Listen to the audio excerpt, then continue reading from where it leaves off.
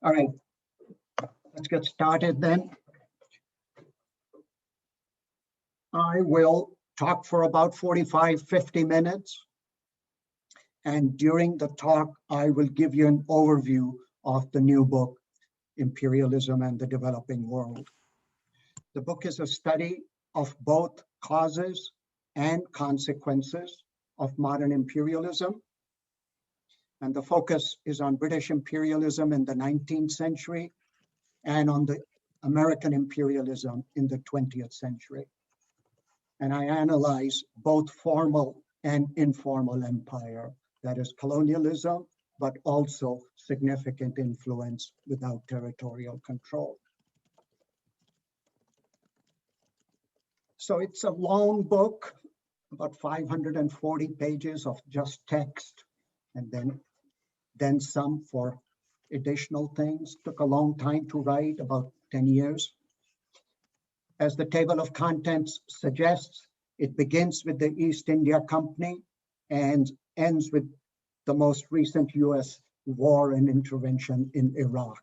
So it tries to make a sweeping sort of analysis of motives and impact behind great power politics and imperial interventions. So first half of the book is on British Empire. You can see the cases that are analyzed very quickly there in the table of contents. And the second half of the book is on American interventions. And again, very quickly, you can notice the cases that I have covered. Now, to give you a flavor of this book, I debated how to do so. And the decision I made was I'm going to do three things. First, I'm going to summarize the overall argument in about 10 minutes. And then I will give you two empirical snippets from the book. And I chose one from 19th century, British Empire, especially East India Company's role in India, with a nod to China. And then for the 20th century, I will talk about US role in Latin America, especially in imposing Washington consensus on Latin American political economies late in the 20th century. So basically, you will get a sense of the beginning and the end part of the book. Of course, I'm going to ignore much else that is in their book. My hope is that it will whet your appetite enough to go read the book. And Oxford University Press will even give you a 30% discount if you send me or Emma an email, and there is a voucher, a discount. And the cover is great, right? And contrary to popular perceptions, you should judge a book by its cover. And I have a great cover, so I can't promise the content that you have to judge, but the cover is a Diego Rivera mural on top of the book. All right. Let me summarize thank you, Pritesh. Yes, thank you for showing the cover. Let me summarize the argument relatively quickly. So as I said, the book traces both the causes of imperialism and consequences of imperialism. Now focus on that fact for a minute. Causes of imperialism is generally a subject matter that is addressed either by diplomatic historians or scholars of international relations.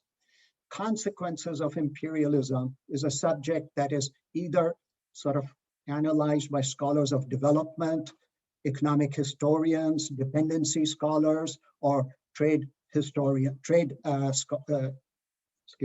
development trade-oriented scholars with interest in historical developments. So I've tried to bring these two strands of scholarship together from diplomatic international history and study of political economy of development in this book.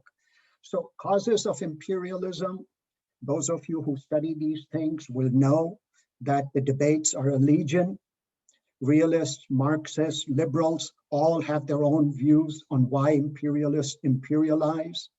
I argue in this book that the taproot of imperialism is the desire of hegemonic powers to enhance their national economic prosperity.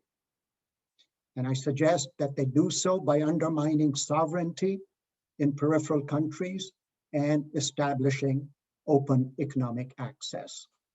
So the key intuition that runs through the book, the key theoretical intuition, is that national economic prosperity for metropolitan powers is both an end in itself, but it is also a means to power.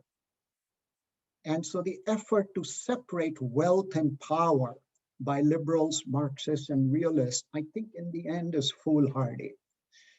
I think the two are so deeply linked, and as a result, the drive for imperialism has to be understood as both economic and political. This argument, as you can imagine, is in dialogue with both realist and Marxist standpoints on imperialism, but I hope to transcend that debate and be happy to answer questions at the end if you have some. So that's one thread that runs throughout the book. The second thread that runs throughout the book, through case studies and through a variety of other methods of research, is what was the impact of imperialism? Of course, once again, the subject is hardly new. Enormous amounts has been written, just as it has been on causes, so it has been on impact. In recent years, there has been a tendency to lionize the empire again. Folks like Neil Ferguson and others have tried to recover some sense that imperialism might have had some positive sides to it. I demur from that side, or I go back to older arguments, but with newer evidence, and in the end argue that impact on the countries of the periphery was negative, even sharply negative. So the central argument of the book, as far as impact is concerned, is, or the central conclusion that emerges from that analysis of impact, is that national sovereignty is an economic asset. And since imperialism seeks to limit the sovereign power of subject people, I suggest that there is an inverse relationship between the degree of political control external powers have over a country and its development prospects. So put as a hypothesis, the less control a state has over its own affairs, the less likely it is that the people of that state will experience inclusive economic progress. I think I'm able to demonstrate in the book that impact varies with degree of political control, and so formal control or colonialism leads to worst economic outcomes. Informal empire is somewhere in between, but sovereign and effective states are needed for self-sustaining, inclusive development. And this argument, as you might imagine, is in dialogue with both dependency and pro-globalization standpoints. So against all dependency arguments, such as Wallerstein, I'm emphasizing a lot more the role of states. And against pro-globalization standpoint, I'm suggesting that national sovereignty is an economic asset rather than openness. So those are the two key themes that run throughout the book about causes and consequences.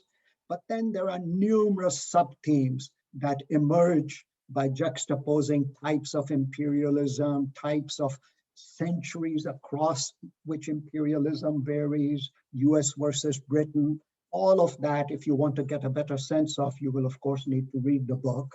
But I picked out three sort of insights which I find particularly interesting to give you a flavor that the book is not only about generalizing causes and consequences, but it is also about contrasting and finding patterns that differ and trying to find explanations for them. So let me just pick on three of them as an example. First, British and American imperialism differ in a very important way. I argue that Britain needed an empire, whereas the United States merely wants one. And this distinction lies in the fact that American economy was a giant economy to begin with. It was a continental-sized economy, and the type of need that Britain had to sustain its industrialization in 19th century and needed colonies as a place to to export its manufactured products. The United States never really had that need as intense.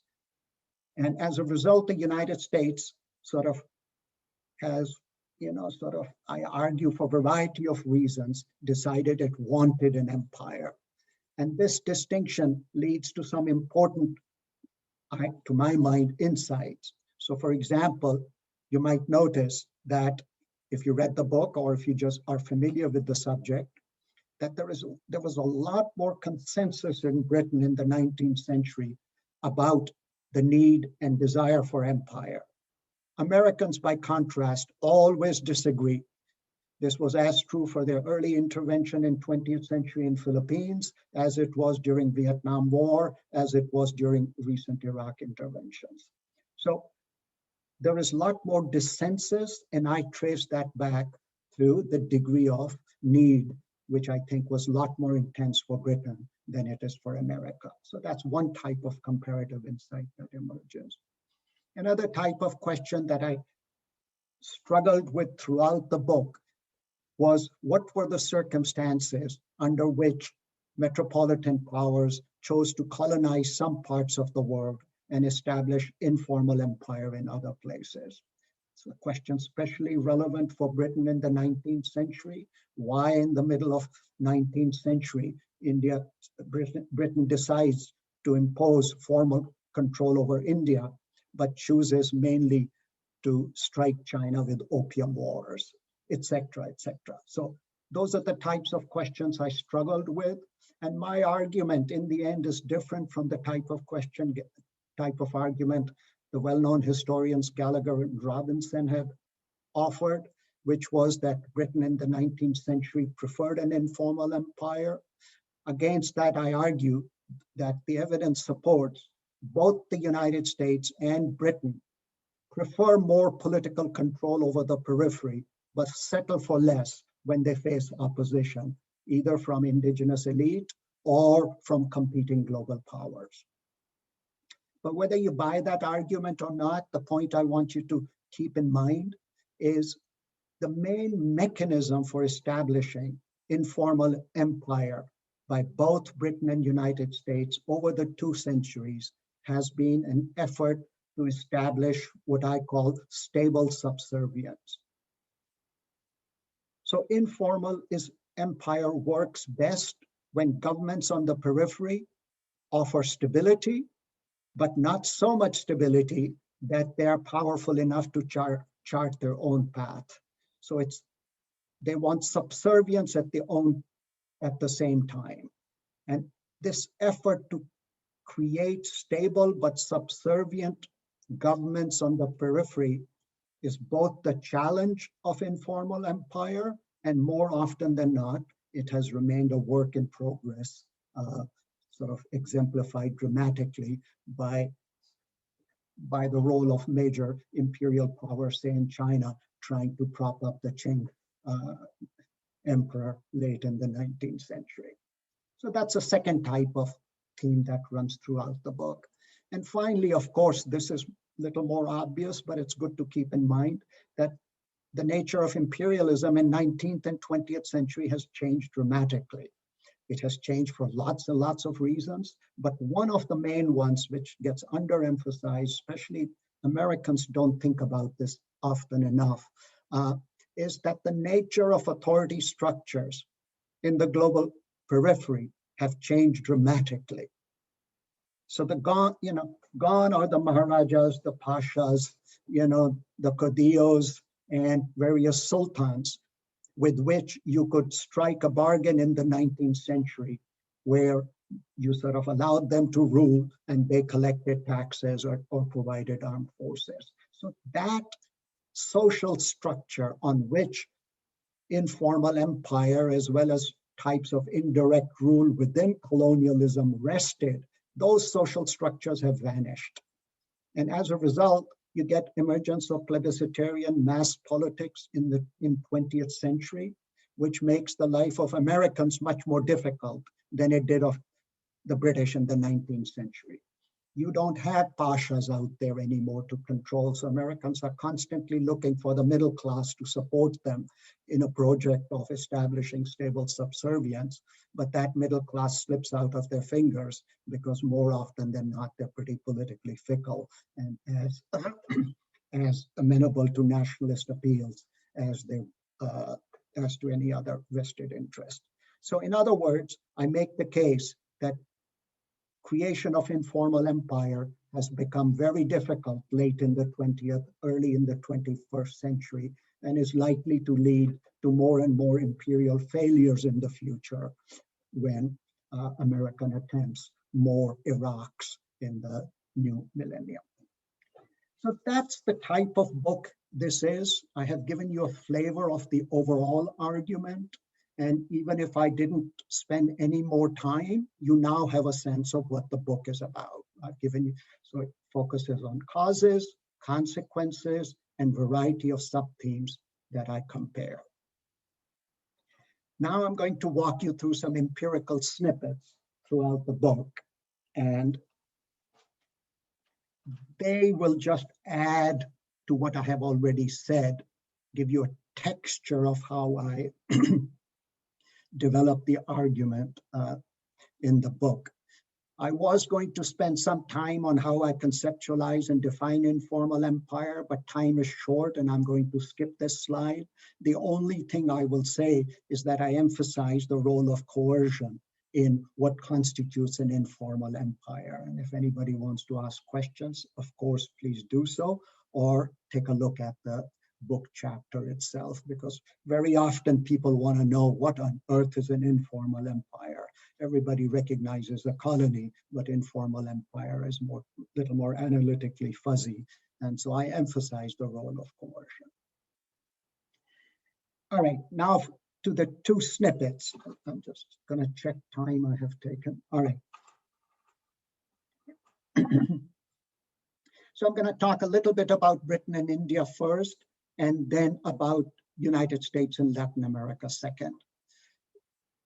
The British role in India in the 19th century, the main storyline to this audience is definitely well known. If you're associated with something called Global Development Institute, the main storyline, I'm going to presume you folks have a good sense of. I argue, this part is not that controversial, that East India Company's role in India began at the behest of private interests, but over time, the British state and the EIC became close partners in India. That part is not controversial. I found the evidence pretty persuasive that imperial motives were deeply economic, but what exactly that means needed to be spelled out. Economic motives included both narrow profits, first of the East India Company itself, which meant variety of investors, mainly in London, that had invested in EIC.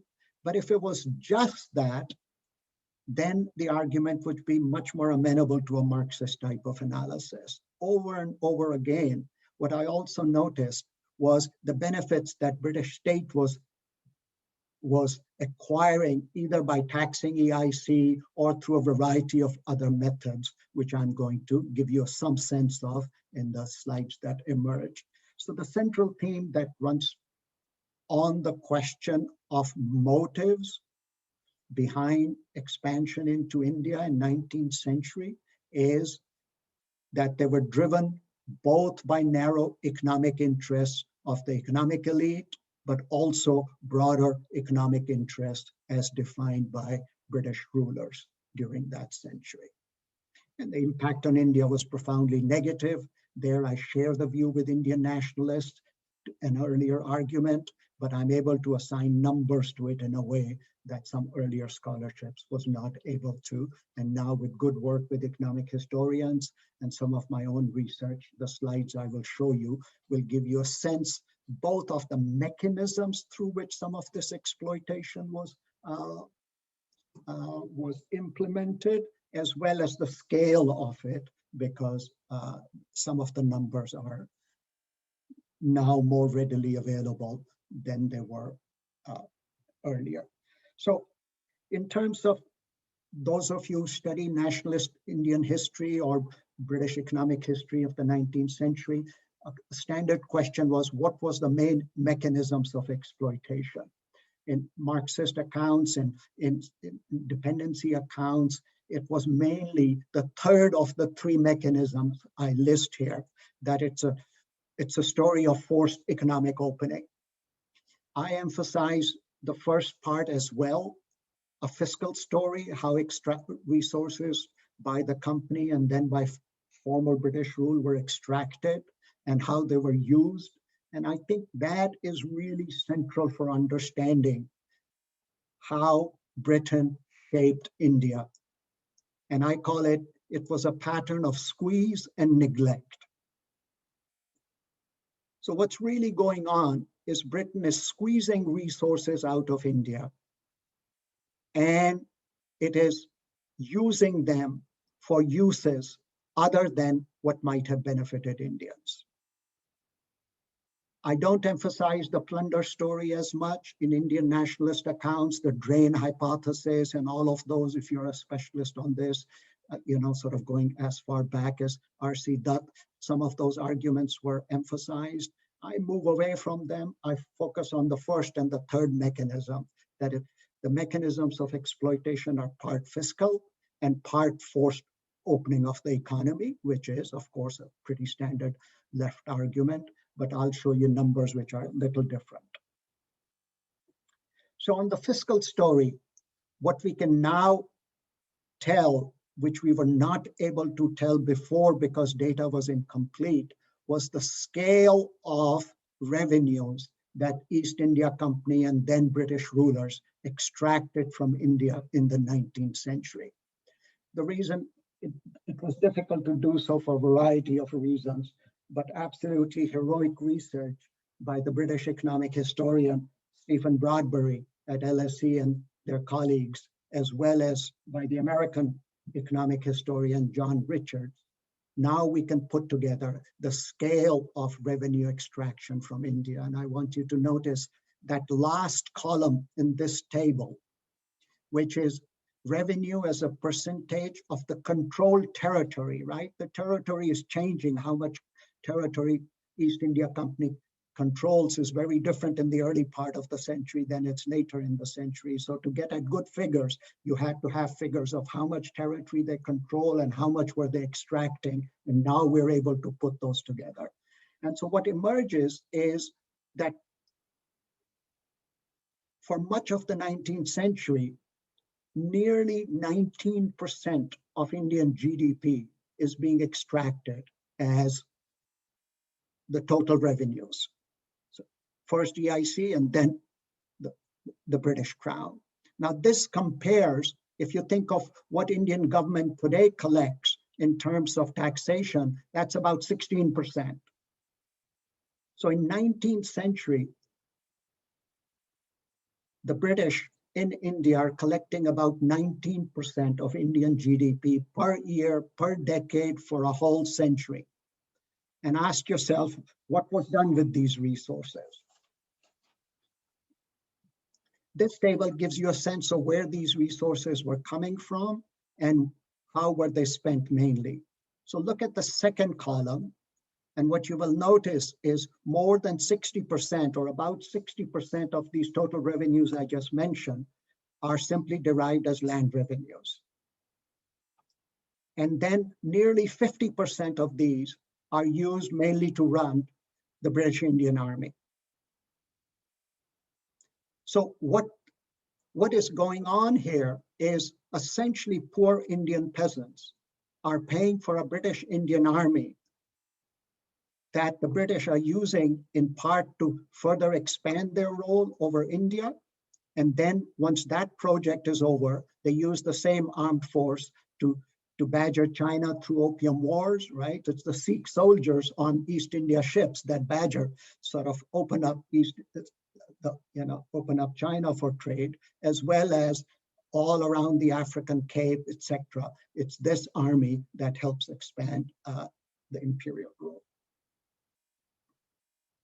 And at the same time, I don't have a table for this. If you look at what the expenditure on health and education is for at this time, it's under 2%. So for a whole century, 19% of Indian GDP is being extracted, and very little of it is being invested, say, in irrigation. Had there been some significant investment in irrigation for a whole century, in rest of India might look like Punjab, where there was enormous amount of investment in irrigation to keep retired Sikh soldiers from rebelling. So that's the fiscal, a quick overview of the fiscal side of the story. This is a more conventional account of forced opening of Indian economy and what its impact was. For the sake of time, I just want to make a few points. Notice the first three columns on the left. Each of those demonstrate that throughout the century, India's manufactured exports declined, right? That's the classic deindustrialization story. I'm going to come back and show you more persuasive data than the trade data. Trade data has never been totally convincing on that. But nevertheless, do notice the trade data that manufactured goods exports declined throughout the century. But what I really want you to notice, which I'm surprised why more scholars of Indian colonialism don't talk about, is what's happening to opium exports. That's the fifth column. So the largest export out of India over the century becomes opium. So what is amazing, not amazing, what is interesting is that Britain is not directly taking enormous amount of Indian exports. And Britain has a constant problem on how to balance the trade. And that trade gets balanced by selling this growing amount of exports, of course, not to Britain, but to China. So the classic triangular trade that gets established is Britain sells manufacturing goods to India, India sells opium to China, and China sells tea back to England, which East India Company sells and makes enormous amounts of profit. So in terms of the forced economic opening story as a mechanism of exploitation, this suggests that India did undergo a transformation from being a producer of manufactured goods to an exporter of commodities, especially opium, under East India rule and then continued through the British Crown rule. This is much more convincing data, and this is thanks to Stephen Bradbury, who helped me do some of these calculations. And this demonstrates the deindustrialization hypothesis much more convincingly because he and his co-authors have recreated the national accounts of India's 19th century accounts. And here in column 2, for example, you see dramatically the decline in export industries. So the older debate on deindustrialization, which rested on trade data, which rested on labor wage data, was not always convincing. If you're an economic historian, you will remember Morris arguing with Indian nationalists, you get it wrong. I think this is the last nail in that coffin, that deindustrialization was dramatic and was real. And this new data, I think, settles that, I hope, once for all. It's not my data, but I have used it to make the case. Here I want to go back to making the point about opium trade. And this in the next slide will conclude the discussion on 19th century. And this is China, this is China and India trade data. And the main thing I want you to notice, aside from the fact that from 1840s onward, Opium export into China from India increases sharply thanks to the opium wars, but that is not part of this, my current talk. That's another chapter in the book about which I'm not talking.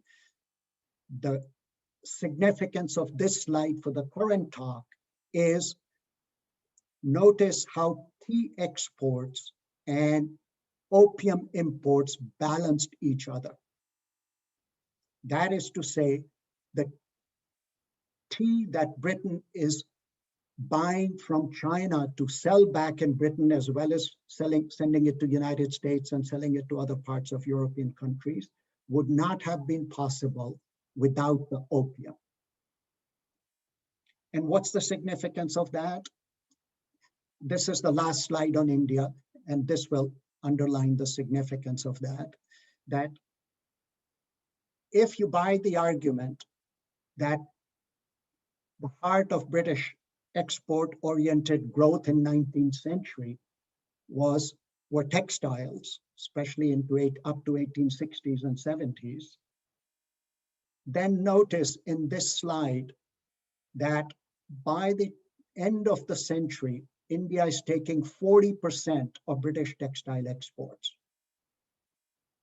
It's the only real captured markets. The rest are either informal empire, and Europe and USA have by now slapped tariffs and are doing their own industrialization. So Britain cannot sell its textiles to those parts of the world. It is able to sustain its textile industry mainly because of captive colonies such as India. And that trade is possible only because Indian opium can be sold in China, and in return, Chinese tea has great market in Britain as well as the United States.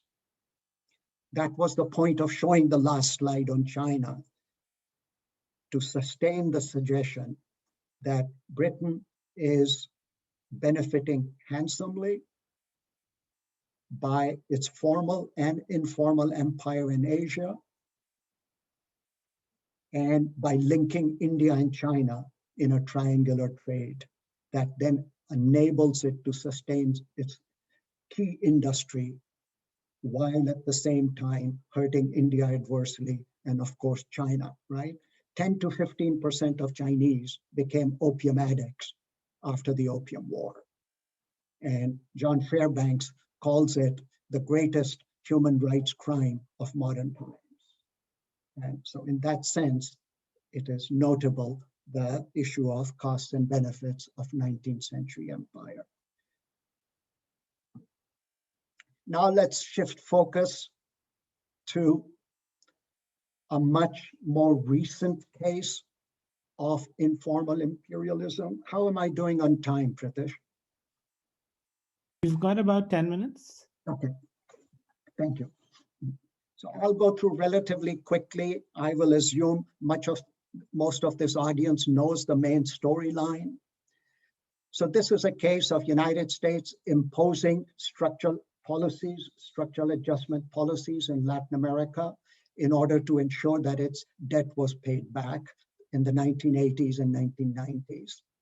I will not spend time on the broader context. Most of you know about globalization of finance in the post-OPEC period. What I want to spend some time, the 10 minutes I have left, is to show you how concentrated the debt was. About 4 Latin American countries borrowed sort of more than half the debt, from about 65% of the debt from 10 American banks. I will show you. And the effort, I argue, to ensure that these debts are paid back was at the heart of imposing Washington consensus. And in the process, the banks did very well, and poor Latin America did not do very well. And so that's the story I'm going to tell you in the next 7-8 minutes, just to tweak your curiosity enough to read about it with the slides that I'm going to show. These are the 10 banks that lent about 65% of loans to four or five major Latin American countries that eventually came to be called the debt crisis of 1980s. What I want you to notice is these are the incomes of those banks in the heyday of when debt crisis hit. For those of you who don't know that economic history, in 1982, the debt crisis was precipitated after Mexico could not pay its loan back. But notice what happens to bank profits in the post-82 period. You would have thought that banks would have been hit hard. But the fact is, bank profits from 82 to 86 rose. And I argue this was deliberately orchestrated by the International Monetary Fund under US direction to modify the nature of economic arrangements in Latin America, which would enable this type of debt payoff. So not only was debt payments ensured by US policies of economic opening in Latin America, but other advantages included rising exports of manufactured goods, which is not shown here, but rising exports here is quite evident. This is the time period when Western Europe is beginning to buy less from the United States. American economy is feeling more and more pressure that they are becoming non-competitive. Japan and Germany have recovered from war years, and US economy is beginning to tilt towards finance. So where will American manufactured goods go? And Latin America becomes one important part where nearly forced opening of their economies and deregulation and getting all the tariffs down enables US exports of manufactured goods to increase. Direct foreign investment did not alter in any dramatic fashion, and that's because US interest was mainly in finance and as in sort of more liquid capital. And so I just included that so you have a sense that foreign investment was not one area. The area which was very significant for United States was what happens to portfolio investment. This is much more liquid money. I'm happy to answer questions about it. But it was after the debt crisis recedes, there is dramatic increase in US portfolio investment moving into Latin America, looking for high rates of return. That it did not stay at very high levels. Well, that's just bad luck. That had to do with Asian financial crisis in 1997 and other things went awry. But the fact is that this was an important aim. So among US aims and benefits as they imposed Washington Consensus on Latin America was to ensure that debt was paid back to major banks, that exports increased, and portfolio investors had access to Latin American economies. And I argue this was the real purpose behind imposing structural adjustment programs. And just to round out that picture, I'm going to show you a few slides that the impact on Latin America was pretty negative, and the key variable was sovereignty, loss of sovereignty, which ties back to the original main theme of the book, that sovereignty is an economic asset. So very quickly, these last three slides, this shows you roughly relationship between foreign debt and GDP growth. I'm comparing Latin America to Asia here for heuristic purposes. And what comes across very strikingly is that if your debt service was not enormous in the 1980s, you did relatively well on the growth front over the next 25 years. So Latin America had much higher debt, which is on the x-axis, and its growth rates were lower. What's the point I'm trying to convey? It's not a strong causal point. I didn't control for all kinds of variables. It's a much simpler associational type of relationship, which I want you to think about. What's happening here is that with higher debt, Latin American states have less sovereignty to control their national economic policies. They're much more vulnerable to external pressure, so therefore they end up embracing structural adjustment programs. Most Asian countries don't have that level of debt, and therefore they are able to sort of ignore, especially look at China all the way up there, but China is an outlier. Look at even Pakistan is in that left circle where these were not highly indebted countries and had a degree of economic freedom, and the growth rate shows that. A similar thing is evident here.